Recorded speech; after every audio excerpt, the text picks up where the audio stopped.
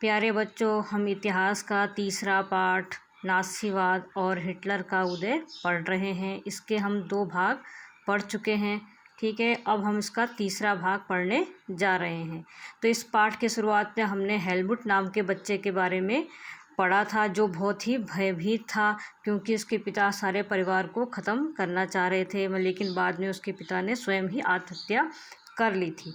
तो हेलमुट के डर का क्या कारण था? क्योंकि हेलमुट के जो पिता थे वो एक नाज़ी विचारधारा वाले व्यक्ति थे, यानी वो हिटलर के समर्थक थे। तो आइए देखते हैं कि नाज़ी विचारधारा वाले लोगों ने ऐसा क्या किया था, यानी हिटलर ने ऐसा क्या किया था जिसके कारण हिटलर की पराजय के बाद ये लोग समाज से डरने लगे थे। तो नाज़ियों का विश्व दृष्टिकोण, तो नाज़ी जो लोग थे वो विश्व को किस प्रकार देखते थे। ठीक है, तो नाज़ियों ने जो अपराध किए थे वे खास तरह की मूल्य मान्यताओं और एक खास तरह के व्यवहार से संबंधित थे। वो जो नाज़ी लोग थे वो एक खास तरह की मूल्य मान्यताओं के पर विश्वास करते थे।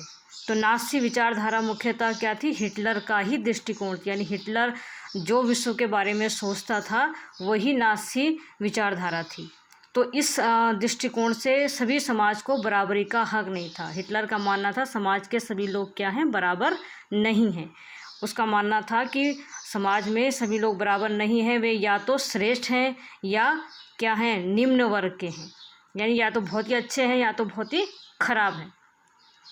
तो इस नज़रिए से वो ब्लांड यानी नीली आँखों वाले, ठीक है, तो ब्लांड नीली आँखों वाले नॉर्डिक जर्मन आर्य सबसे ऊपर और यहूदी सबसे निचले पायदान पे आते थे। तो हिटलर का मानना था जो ब्लांड नीली आँखों वाले सुनहरे बालों वाले जो नॉर्डिक जर्मन आर्य लोग हैं वो क्या हैं? सबसे ऊंची जाति के हैं, सबसे ऊंचे नस्ल के हैं। और सबसे ख़राब नस्ल का, सबसे निम्न नस्ल का किसको बताया गया था? यहूदियों को बताया गया था। और यहूदियों को क्या था? नस्ल विरोधी यानी आर्यों का कट्टर दुश्मन मानता था वो। बाकी समाज में उसकी बाहरी रंग रूप के हिसाब से जर्मन आर्यों और यहूदियों के बीच में रखा गया था। ठीक है, और इसके अलावा जो अन्य लोग थे उनको सबसे ऊपर तो किसको माना गया था? जर्मन आर्य के लोग माने गए थे। और सबसे लास्ट में किसका स्थान दिया गया था? यहूदियों को स्थान दिया गया था। और बाकी जो लोग थे वो इनके बीच में आते थे। तो हिटलर की जो नस्ली सोच थी, वो अपने नस्ल को जो अच्छा मानता था, उसके लिए उसने अपने चार्ल्स डार्विन और हर्बर्ट स्पेंसर जो वैज्ञानिक थे उनके विचारों को आधार बनाया था। तो डार्विन जो थे प्रकृति विज्ञानी थे, उन्होंने विकास और प्राकृतिक चयन की अवधारणा के आधार पर पौधों और पशुओं की उत्पत्ति का व्याख्या किया था। डार्विन ने बताया था कि पौधे और पशुओं की उत्पत्ति और उनका जीवन काल किस प्रकार होता है। ठीक है, तो और हर्बर्ट स्पेंसर ने का अतिजीवता का सिद्धांत था। उनका मानना था, हर्बर्ट स्पेंसर जो वैज्ञानिक थे उनका मानना था जो सबसे योग्य होता है वही जिंदा बचेगा। ठीक है, वो हर्बर्ट स्पेंसर का जो मानना था कि जो प्रजातियां, ठीक है, ये पौधों की और जीव जंतुओं की जो प्रजातियां अपने वातावरण के साथ अनुकूलन कर लेती है, अपने वातावरण में जैसे बदलाव अगर आ रहा है तो वातावरण के अनुसार जो ढाल देती हैं वही प्रजातियां क्या होती हैं? इस दुनिया में जीवित रह सकती हैं। और जो अपने आप को ढाल नहीं पाती हैं वो क्या हो जाती है? मर जाती हैं। ठीक है, समाप्त हो जाती है। तो हिटलर ने भी क्या माना था? उसने अपने आप को आर्य, नॉर्डिक आर्य कहता था। और वो बोलता था कि जो आर्य लोग हैं वो क्या हैं? वो लोग सबसे उत्तम प्रजाति के हैं और वही क्या होंगे? इस समाज में जीवित रहने लायक हैं। ठीक है, तो उसने नाज़ियों की दलील बहुत सरल थी। उनने कहा था जो नस्ल सबसे ताकतवर है वही जिंदा रहेगी। उनका मानना था वो अपनी नस्ल को बहुत ताकतवर बनाना चाहता था और इस आधार पे वो कह रहा था कि जो नस्ल सबसे ज़्यादा, हमारी नस्ल जो ताकतवर है वो जिंदा रहेंगी इस दुनिया में और कमज़ोर नस्लें क्या हो जाएंगी? ख़त्म हो जाएंगी। इसलिए जो आर्य हैं, आर्य नस्ल है वो सर्वश्रेष्ठ है। ठीक है, और उसने अपनी शुद्धता बनाए रखनी है, ताकत हासिल करनी है, दुनिया पे वर्चस्व कायम करना है। इसलिए वो आर्य लोगों को क्या कर रहा था? सारी दुनिया से अलग रख रहा था। और बाकी जो अन्य जाति के लोग थे, अन्य नस्ल के लोग थे, उनको अलग जगह पे रख के उनका जनसंहार किया जा रहा था। तो हिटलर की विचारधारा का दूसरा पहलू था लेवेंसराउम, जीवन परिधि भू राजनीतिक अवधारणा से संबंधित था।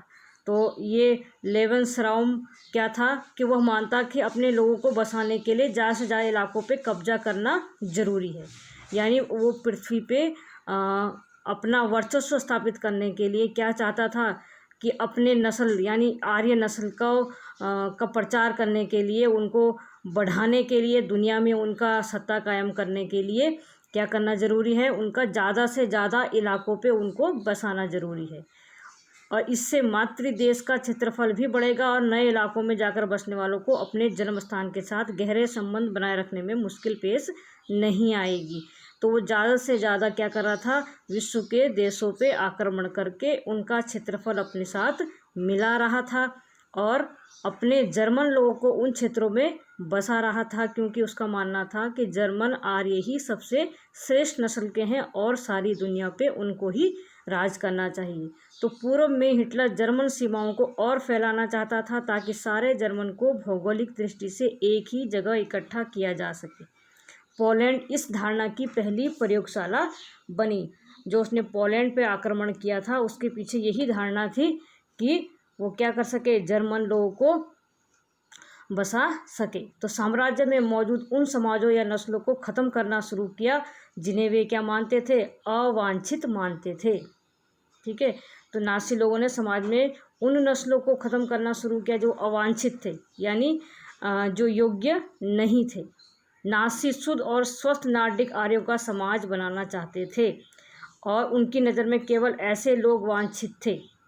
ठीक है, वो वांछित किसको मानते थे, जो योग्य थे, स्वीकार करने योग्य थे, जो वो थे शुद्ध और स्वस्थ नार्डिक आर्य। केवल वे ही लोग जिनकी तरक्की और वंश विस्तार के योग्य माना जा सकता था, बाकी सब अवांछित थे। यानी नस्ल, किस नस्ल का विस्तार होना चाहिए, किस वंश का विस्तार होना चाहिए, केवल आर्यों के वंश का विस्तार होना चाहिए, क्योंकि वे वांछित हैं, वे दुनिया में राज करने लायक हैं। और इसके अलावा अन्य जो लोग थे वो क्या थे, अवांछित की श्रेणी में डाले गए थे और उनको ख़त्म कर देना ही उचित था। तो इसका मतलब ये था कि जर्मन को बाकी जर्मनों को जिंदा रहने का कोई हक नहीं था, जिसे नासी क्या मानता था, अशुद्ध या असामान्य मानते थे। ठीक है, यूथेनेसिया बच्चों दया मृत्यु जिसे कहा जाता है, तो दया मृत्यु के कार्यक्रम के तहत नासी अफसरों के साथ हेलमुट के पिता ने भी, यहाँ देखो हेलमुट के पिता ने भी असंख्य ऐसे जर्मनों को मौत के घाट उतारा था जिन्हें वे मानसिक या शारीरिक रूप से अयोग्य मानते थे।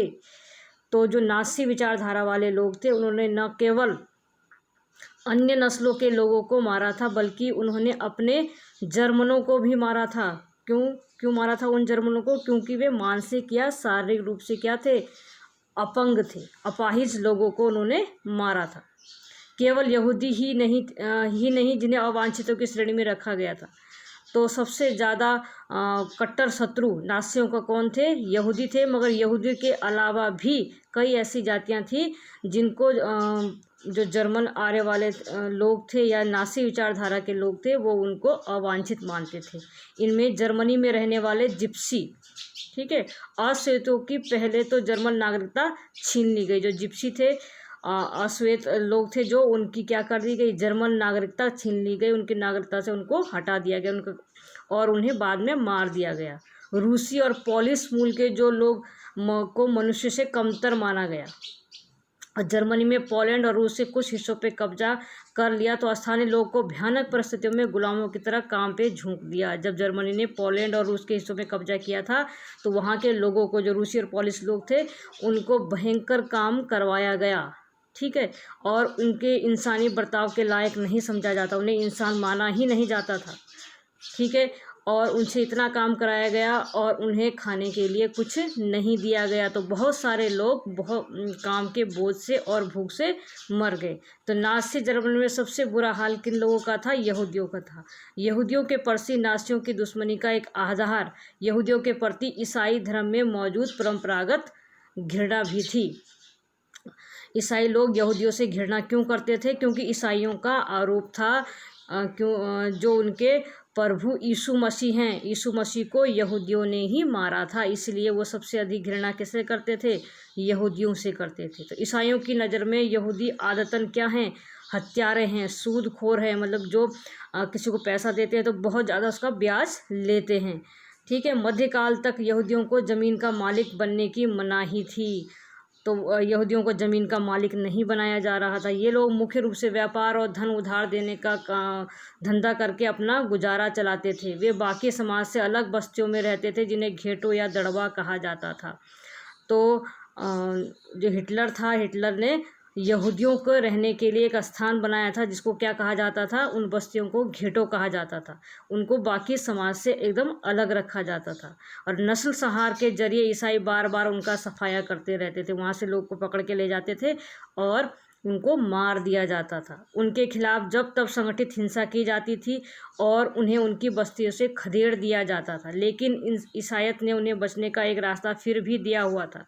उन्होंने कहा अगर वे बचना चाहते हैं तो उनके पास एक रास्ता है कि वे अपना धर्म परिवर्तन कर ले। यहूदी लोग अगर ईसाई बन जाएं तो वे बच सकते हैं। तो आधुनिक काल में बहुत सारे यहूदियों ने ईसाई धर्म अपना लिया था और वे जर्मन संस्कृति में ढल गए थे। लेकिन यहूदियों के प्रति हिटलर की घृणा तो नस्ल के छद्म वैज्ञानिक सिद्धांतों पर आधारित थी। ठीक है, वो उन्हें अपनी नस्ल से कमतर मानता था। इसलिए यहूदी समस्या का हल धर्म परिवर्तन से भी नहीं निकल सकता था। हिटलर का मानना था यहूदियों का सिर्फ एक ही हल है कि यहूदियों को पूरी दुनिया से क्या कर दिया जाए, ख़त्म कर दिया जाए। तो सन 1933 से 1938 तक नाज़ियों ने यहूदियों को तरह तरह से आतंकित किया। उन्हें दरिद्र कर आजीविका के साधनों से हीन कर दिया। ठीक है, उनको बहुत सताया, उनको गरीब बना दिया, उनके मतलब रोज़गार छीन लिए। ठीक है, और उन्हें समाज से अलग कर दिया जिससे वे धीरे धीरे भूख से क्या हो जाएं, मर जाएं। यहूदी देश छोड़कर जाने लगे। 1939-45 के दूसरे दौर में यहूदियों को कुछ खास इलाकों में इकट्ठा करने और अंततः पोलैंड में बनाए गए गैस चैम्बरों में ले जाकर मार देने की रणनीति अपनाई गई। तो 1939 जो यहूदी क्या करने लगे थे, देश छोड़ के जाने लगे थे, तो यहूदियों को मारने के लिए पोलैंड में क्या बनाए गए थे, जहरीली गैस के चैम्बर बनाए गए थे। ठीक है, और इसको हम जानते हैं।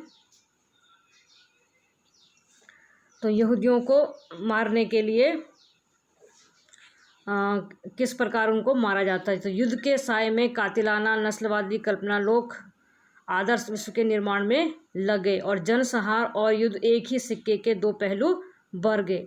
पराजित पोलैंड को पूरी तरह से क्या कर दिया गया, तहस नहस कर दिया गया।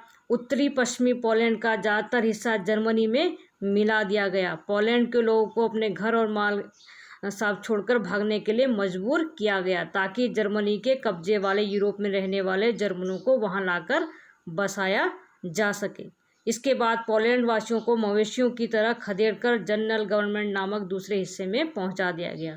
जर्मन साम्राज्य में मौजूद तमाम अवांछित तत्वों को जनरल गवर्नमेंट नामक इस इलाके में रखा जाता था। ठीक है ना, यानी पोलैंड की जो जनता थी उनको एक ऐसे स्थान पे रखा जाता था जहाँ पे अवांछित लोगों को रखने के लिए बनाया गया था ये इलाका।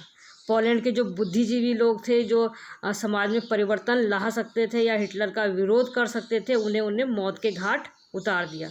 तो ये एक साजिश थी कि पूरे पोलैंड और समाज को बौद्धिक और आध्यात्मिक स्तर पे गुलाम बनाने की चाल थी। तो आर्य जैसे लगने वाले पोलैंड के जो बच्चे थे उनको उनके माँ बाप से छीनकर जांच के लिए नस्ल विशेषज्ञों के पास पहुंचा दिया जाता था। कहीं ये बच्चे क्या हैं, आर्य तो नहीं हैं। अगर वे आर्य निकलते थे तो उनको जर्मन परिवारों में पाला जाता था। अगर वे आर्य नहीं निकलते थे नस्ल जांच से तो उन्हें अनाथ आश्रम में भेज दिया जाता था और उनमें से ज़्यादातर बच्चे क्या हो जाते थे, अनाथ आश्रम में मर जाते थे। तो जनरल गवर्नमेंट में कुछ विशालतम घेटों और गैस चैम्बर थे, इसलिए यहाँ यहूदियों को बड़े पैमाने पर मारा जाता। जनरल गवर्नमेंट जो बनाया गया था वहाँ क्या थे, घेटों बस्तियाँ बनाई गई थी यहूदियों को समाज से अलग थलग रखने की, और गैस चैम्बर भी बनाए गए थे जहाँ पर यहूदियों को लाकर बड़े पैमाने पर मारा जाता था। तो किस प्रकार मारा जाता, देखो बच्चों, मौत का सिलसिला। तो पहला चरण देखो इसका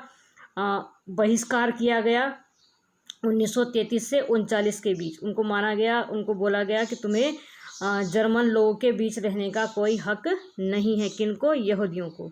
न्यूरेमबर्ग नागरिकता अधिकार सितंबर 1935 का ये कानून देखो, जर्मन या उससे संबंधित रक्त वाले व्यक्ति ही जर्मन नागरिक होंगे, उन्हें जर्मन साम्राज्य का संरक्षण मिलेगा।